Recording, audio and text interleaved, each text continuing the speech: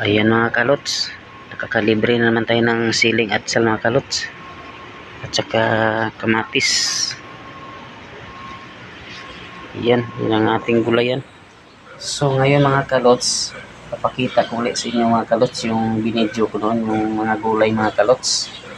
Nung una kong video mga kalots, wala pang bunga yun.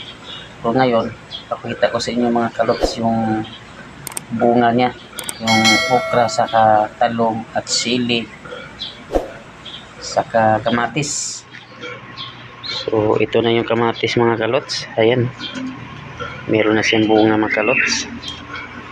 Tapos ito naman yung sili, atsal yan mga kalots. Yan, ito atsal din to. Yan, meron siyang bulaklak. Ito talong mga kalots, meron na din.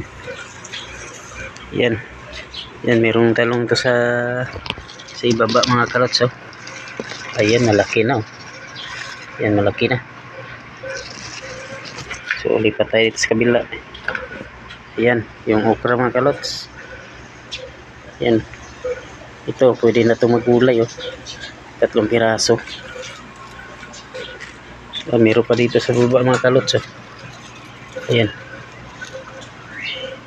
yan mga kalots.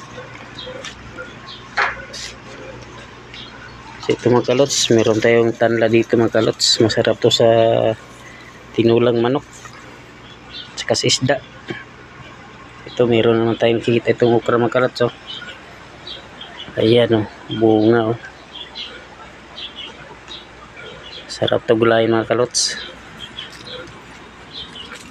Ito yung talong mga kalots. Meron naman tayong talong dito mga kalots.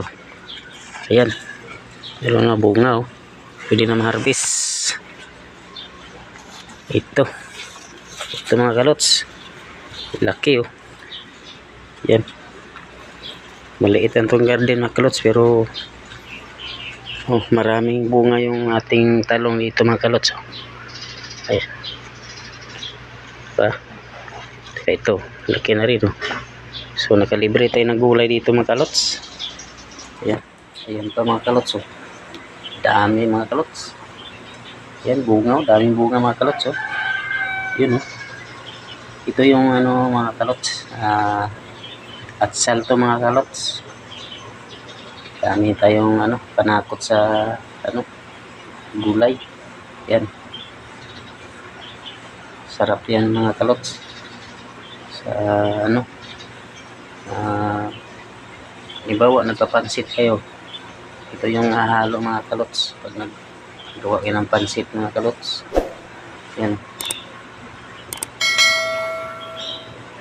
So hanggang dito na lang mga kalots. Maraming salamat sa inyong pagpanood dyan sa aking YouTube channel.